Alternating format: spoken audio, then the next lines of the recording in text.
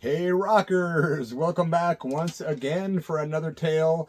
Coming back at you from the bottom recesses of my black little heart and my quickly diminishing memory. So yeah, that was a tongue twister and a half. Thanks for being here, man. I came up with a story about the Reverend Horton Heat.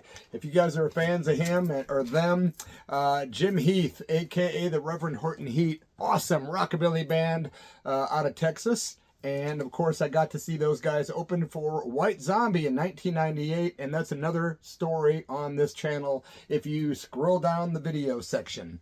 Anyway, go forward to the year 2002. Jim Heath and Reverend Horton Heat are getting ready to hit the road, and they're going to play a gig in Bloomington, Illinois, which is where I was on the air doing radio 6 days a week at WIHN 96.7 iRock Radio, doing the Church of Rock radio show from 6 to midnight, Monday through Friday, and Saturdays as well on afternoons and mornings.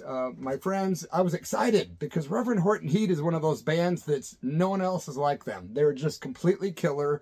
They play with bands like Motorhead and like just all kinds of great punk and metal and rock and roll and rockabilly bands, and I wanted to see him live, and I got a chance to interview Jim Heath, aka Reverend Horton Heat, and you can hear that interview on my other channel, The Church of Rock, all one word, and it's a pretty cool little interview, about 11 minutes long, but I made him laugh a few times and even gave him a suggestion for a new song title that had him kind of laughing for about a minute, so you should check that interview out. It's kind of not politically correct, so I'm not going to say it here just for the sake of, keeping it chill. But I got to interview Jim Heath, a.k.a. Reverend Horton Heat. He was a lot of fun. He was super cool. He was funny. He talked about hanging out with Lemmy and doing an extended tour with Motorhead, which was awesome. He said something funny during the interview. He said, "You can't live in Texas without killing bugs." That was one thing he said during the interview that was hilarious. Those guys were influenced from blues, country, punk rock, rockabilly, and they were getting ready to embark on the Laughing and Crying with the Reverend Horton Heat tour. And a band called Backyard Tire Fire was the opening act at the Cefcu Center Stage in Bloomington, Illinois on August 21st, 2002. It was a cool concert, man, and the interview with the Reverend was really fun. And he actually said to me at another phone call we had, "Hey, I want to, meet you when I play in town, and make sure you come, find me, whatever." Well, I didn't have to, but I'll tell you how that happened after the show, because after the show, I did get to hang out with the band, and I was the only one that was allowed to, which was weird. I'll tell you that story at the end. These guys, there's nothing, like I said earlier, nothing like the Reverend Horton Heat. Three-piece band. The bass player, Jimbo Wallace, stands up on his bass and twirls around and plays like a frenetic madman, but just a total pro. Very awesome to watch visually and, of course, to hear. Reverend Horton Heat on guitar and vocals is something else, man. He was really something else. And the drummer they had for this particular tour had been with them for about 3.5 years, a guy named Paul Simmons. And, of course, Jimbo Wallace had been with Jim Heath since about 89, when the band, of course, started in 85 in Texas, with Jim Heath being the original member of Reverend Horton Heat. The band played, and I don't have the exact set list, but when I got to the show, it was an outside event during the summer. It was awesome. Well, I guess, August 21st was still the summer, right in the middle of the summer. And it was hot, and I was walking around talking to a lot of the listeners from the radio station. A lot of the DJs from the different stations I knew were there. It was really cool. It was a pretty neat social event. Backyard Tire Fire went on first. That's a band that was originally from Asheville, North Carolina. Rest in peace to that town, which has been devastated by that all the water that happened there. I don't even want to go into that, but those guys migrated from Asheville to Athens, Georgia. And then later, Backyard Tire Fire went to Bloomington, Illinois. They've released like 8 or 9 albums. Definitely a good band. They kind of have a sound like early Wilco meets Sun Volt meets like the Flaming Lips. Just kind of different and very talented and good and entertaining. And they were fun to watch, a perfect band for the Reverend Horton Heat to have been touring with, which he had been doing other dates with those guys, being based in Bloomington, Illinois. And they were good. Great band. Don't remember the set list. Don't remember much about the show except that I liked them a lot and I know the band went on a quote-unquote indefinite hiatus in 2011, and they're no longer playing. But the Reverend Horton Heat, I don't have the exact set list, but they played these songs. Galaxy 500, 400 Bucks, Baddest of the Bad. They did Big Red Rocket of Love, Big Sky, 50 Ford. All just great songs. I Can't Surf, Like a Rocket, Psycho Billy Freakout. I love that one. The Party in Your Head. And they did Locos Gringos Like a Party. Yeah, the Reverend Horton Heat was something else, man. I remember the whole crowd was very enthralled by them because in the Midwest, man, they eat up rock and roll. You know, basically all you have there are strip clubs, bars, and churches. So when the rock and roll comes around, most people are looking for some entertainment, and they're really good audiences in the Midwest. And everyone loved the Reverend Horton Heat. I couldn't take my eyes off of Jimbo, the bass player. Again, one of the baddest bass players in the land. If you're a fan of Reverend Horton Heat, you know what I'm talking about. Reverend Horton Heat up there singing too is just like one of a kind, man.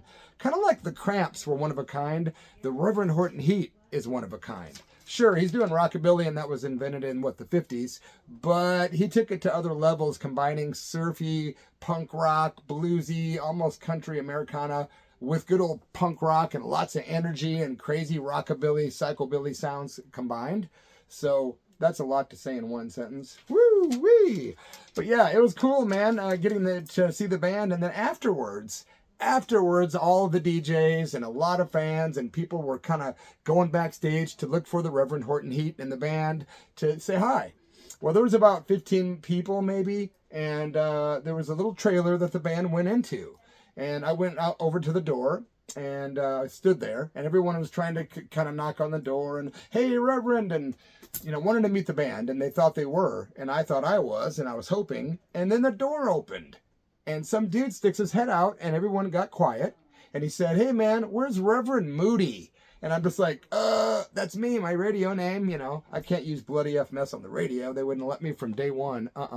We were in the paper too often in my hometown I'm from, and Bloody F Mess wasn't synonymous with like a radio personality because of the notoriety my bands were getting in the shock rock I was into at the time.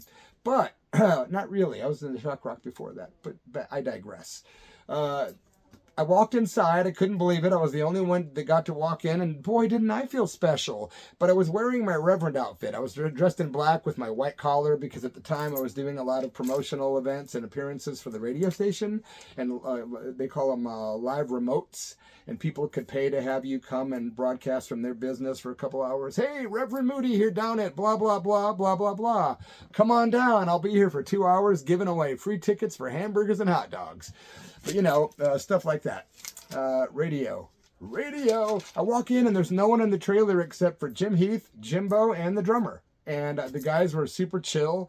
They were all very happy to see me. And Reverend Horton Heat was like, I get to finally meet Reverend Moody. And that was really cool. We got some photos together. We started talking, you know, business. He asked me what I did as far as besides radio. And I told him about my own music career. He was super interested in hearing about my stuff. And I was grateful to hear him talk about what they were doing on tour. And the guys were super cool. And then, of course, you know, I tried to talk to each guy. And then I finally did it, man. I did it. I completely blew it, like I often do. I didn't know, and I was being presumptuous, like I did with Marky Ramone. Marky Ramone! I should have done it like that, right? But what happened was I pulled out a bowl and some weed. And I said, hey, guys, want to smoke some weed? And you know what happened? They all looked at me like, we don't smoke that. And I'm just like, no one here? And they're all like, no. And it wasn't like they were upset by somebody that was smoking herbs. Come on, they're in rock and roll. But they weren't like at all impressed by the fact that I was blazed and I was like in there talking about that all of a sudden. And I had broke it out and they were, you know. So I kind of was like, oh, okay. And then I was like, do you mind if I smoke some? And it didn't go too well, but I ended up smoking some and talking to them for longer. And the guys were cool about it. But it was super freaking awkward. I can tell you that right now.